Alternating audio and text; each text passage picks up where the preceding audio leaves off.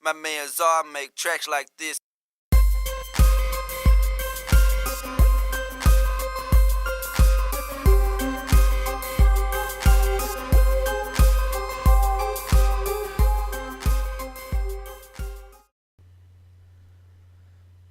What's going on, y'all? So I'm back from New York, back from AES. I had a great time. I got to see a lot of familiar faces and meet a lot of new people.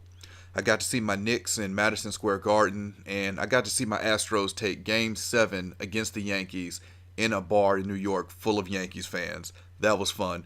I want to give you my top 5 products that I saw at AES this year. So we'll start this off with the product that I'm the most excited about, and that's the Result 6 from PMC. This is a new line of monitors from PMC, and not only is it a new line, it's also a new price point. So, as you know, I'm a huge fan of the 226s.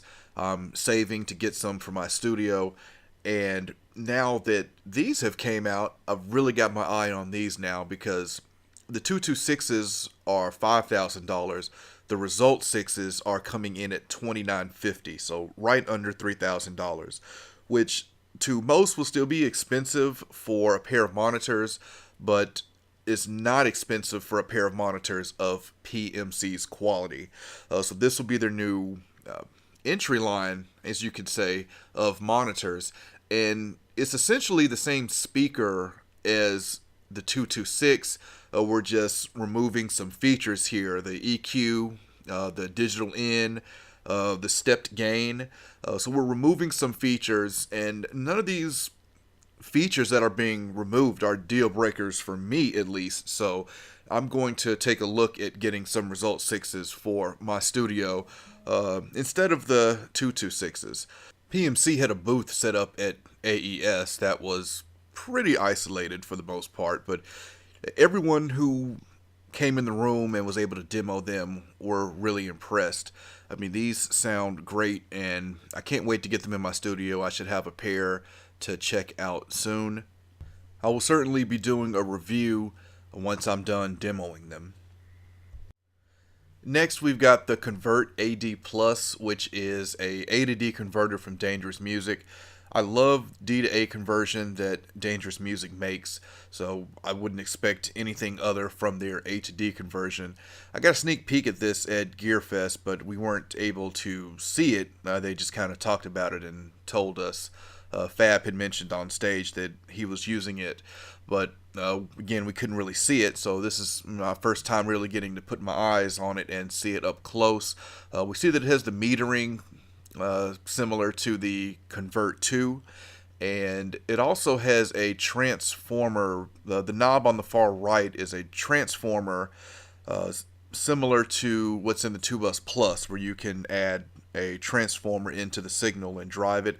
You can do that with this A to D converter, which is a unique feature for an A to D converter.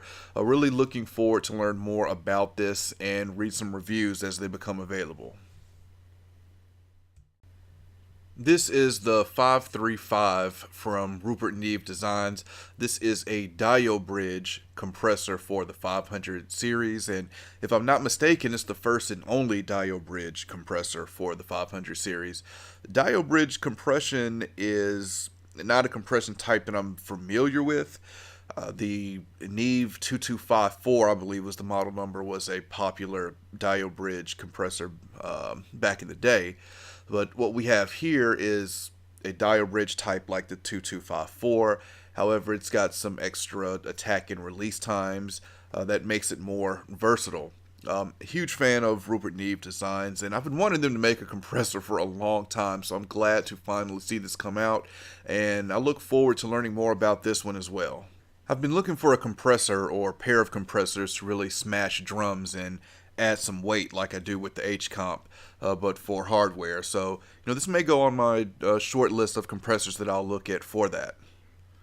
So it wouldn't be a pro audio trade show without a new product from Antelope, and at this show they had 4 new products, 2 mics and 2 new interfaces. This is the Discrete 4. They also introduced the Discrete 8. I'm showing the Discrete 4 here because this will make a portable interface for Antelope. But what I really like about this is that it has 4 headphone outputs. Antelope is really known for doing things that other companies don't do. Like, for example, the Ryan having its 32 ins and outs. I haven't seen another interface with that much I/O for that price point. This is you've got 4 pre's on here, so you got 4 inputs, but you also have ADAT where you can add additional channels to it. So, if you had, for example, with my Orion, I could ADAT into this and get some more channels if I wanted to, or even add some mic pre's to the Orion, for example, since the Orion doesn't have mic pre's. This should be a very popular interface for Antelope, especially with it being in the portable realm now. The Discrete 8, you can check that one out too. It's got 8 mic pre's, and you've also have your ADAT on there as well. But Antelope is known for having high channel count on their interfaces. And looking at this little guy here, you've got ADAT, you've got SPDIF, you've got word clock. So another really impressive looking product from Antelope. And this also includes the new effects that Antelope has started to introduce as well. I believe it was last year they started to introduce those into their interfaces as well. And lastly, we have the MP1 from Bear Audio. So the MP1 is their transformerless 500 series mic pre. They also have the MP1 Plus, which is transformer balanced. So the unique thing about this mic pre, outside of its looks, is that it has a slot for a color module. So I've been messing around with some color modules for the Louder Than Liftoff Chromas that I've been demoing, and though I was skeptical at first, I have to say that the color modules are pretty cool little pieces of gear.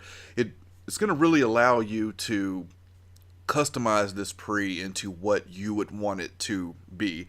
So I'm all about versatility, and having the color modules just adds a greater level of versatility to this mic pre.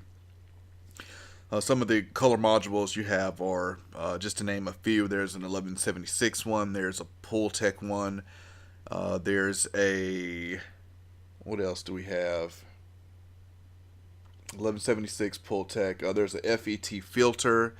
There's a Pinto tube one, and more and more of these color modules are coming out, and it's pretty much like a smaller version of 500 series for the 500 series. So I'm really enjoying the color modules, and seeing a mic pre with the option for the color module is really exciting. All right, any questions, comments, let me know, and I'll catch y'all next time.